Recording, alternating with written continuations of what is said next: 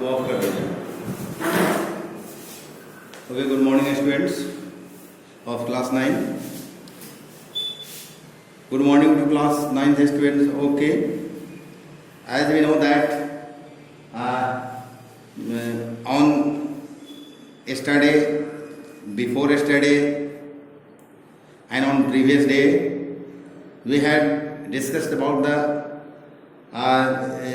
derivation of equations of motion by graphical methods. I think that you may have understand all things about that topic. Now I am going to change your topic, chapter 1 motion, given that 18/6/2020 class 9 physics, chapter 1 motion, gati, topic uniform circular motion. Here topic is changed, uniform circular motion, एक समान वृत्तीय गति, part 1 है. We know that when a body moves in a circular path, है ना, in a circle, it is known as circular motion. हम जानते हैं कोई बॉडी अगर सर्कल पर कोई घूम रहा हो तो उसे हम क्या कहते हैं? सर्कुलर मोशन कहते हैं. हिंदी में वृत्तीय गति कहते हैं, एक समान वृत्तीय गति. तो उसके बारे में बाद में समझेंगे, एक समान वृत्तीय गति, यूनिफॉर्म सर्कुलर मोशन के बारे में. पहले समझना है कि सर्कुलर मोशन है क्या. तो what is circular motion? When a body moves in a circle, then it is called circular motion. The body has circular motion. In other words, we can say that motion in a circle is called circular motion. किसी circle में अगर motion हो रहा हो किसी body का तो हम कहेंगे बॉडी सर्कुलर मोशन में है. And before we study the uniform circular motion, we will discuss how a circular path can be considered to be made up of an indefinite number of teeny sides. एक circular path जो होता है वो indefinite number of teeny side है ना, बहुत सारे छोटे छोटे साइड जो बिंदुवत होते हैं, पॉइंट साइज के होते हैं, वैसे टीनी साइड से है ना बने हुए होते हैं. कौन? एक सर्कल जो है सो, है ना, सर्कुलर पाथ जो है so, circular path. The circular path can be considered to be made up of an indefinite number of tiny sides and a body moving along such a circular path changes its direction of motion continuously. जब circular path पर कोई body घूमता है, move करता है, तो वो अपने दिशा को, अपने डायरेक्शन को लगातार चेंज करते रहता है. हर पॉइंट पर चेंज होता रहता है उसका डायरेक्शन. कैसे चेंज होता है इसको समझिए. Suppose an athlete is running along A square track. ये स्क्वायर ट्रैक, इस पर कोई एथलीट रन करता है ना. तो कोई एथलीट रन करना शुरू किया ए से, है ना, बी पर, बी से फिर सी पर, सी से डी पर, डी से फिर ए पर, फिर ए से डी पर गया. तो how many times he or she changes its direction. तो वह क्या करेगा? अपना डायरेक्शन 4 बार चेंज करेगा, है ना. सो a body moving along such a circular path changes its direction of motion continuously and 4 times, है ना, लगातार क्या करेगा? वो 4 टाइम ये चेंज करेगा अपना डायरेक्शन.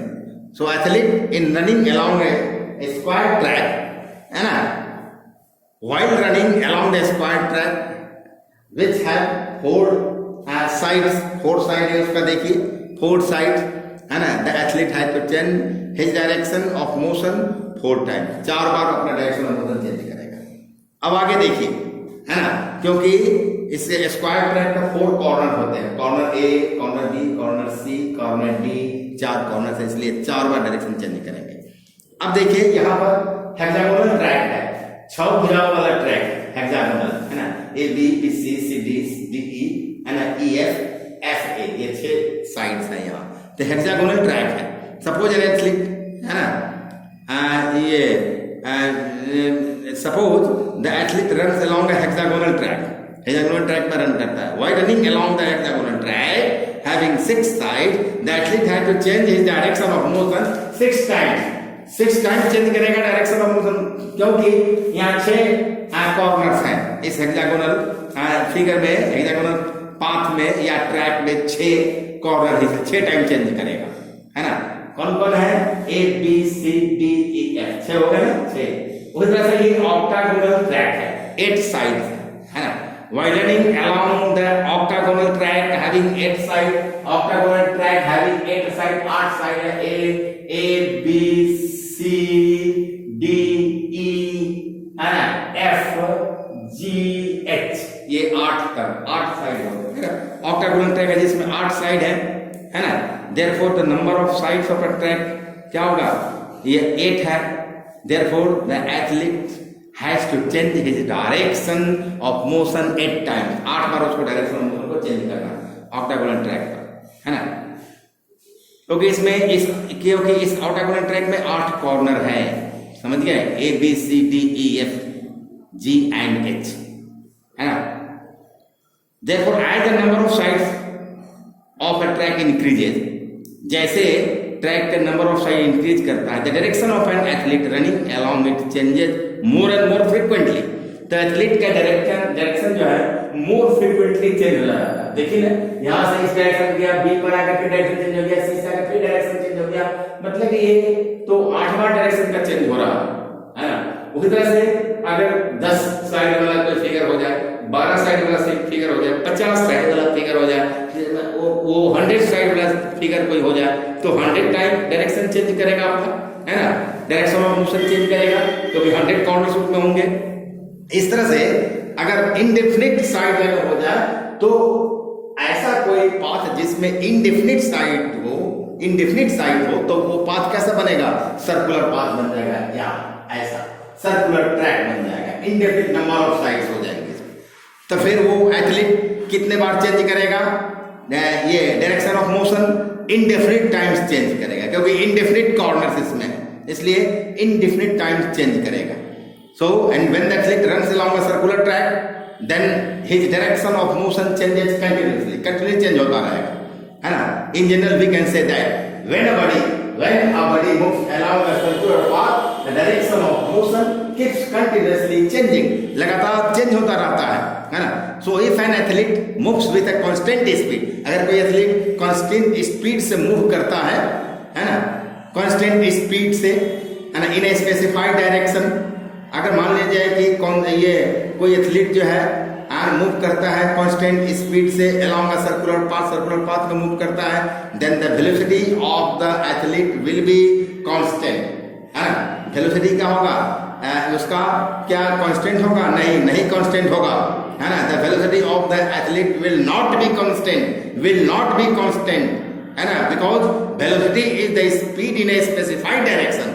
यहाँ पर कोई स्पेसिफाइड डायरेक्शन है ही नहीं, हर पॉइंट पर डायरेक्शन चेंज होता जा रहा है ना। तो here direction of motion is changing on each and every point, and here the direction of speed changes continuously, we can say. Therefore and since we know that the velocity changes due to continuous change in direction, velocity कैसे change होता है?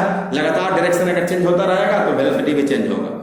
Therefore the motion along a circular path is said to be accelerated motion, है ना। Here the velocity changes on every track due to the change of direction, so the motion along a circular path is called accelerated motion। उसको इस पर जो motion होगा circular path का किसी body का, उसको एक्सेलरेटेड मोशन कहेंगे। क्या कहेंगे?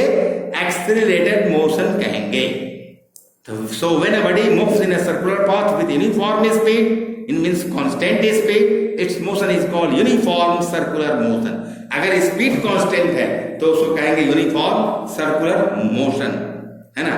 लेकिन ये क्या है? अगर उसका वेलोसिटी हमेशा चेंज होता जा रहा है डायरेक्शन चेंज होने के कारण, है ना, तो कहा जाएगा कि उसका मोशन क्या है? एक्सेलरेटेड मोशन है। तो यहाँ एक्सेलरेटेड मोशन तक हम समझे हैं। इसके बाद यूनिफॉर्म सर्कुलर मोशन के बारे में कंसेप्ट क्लियर करना है। We have to get clear conception about uniform circular motion, about which we will discuss tomorrow. I think for today this much is enough. Okay, thank you to all of you.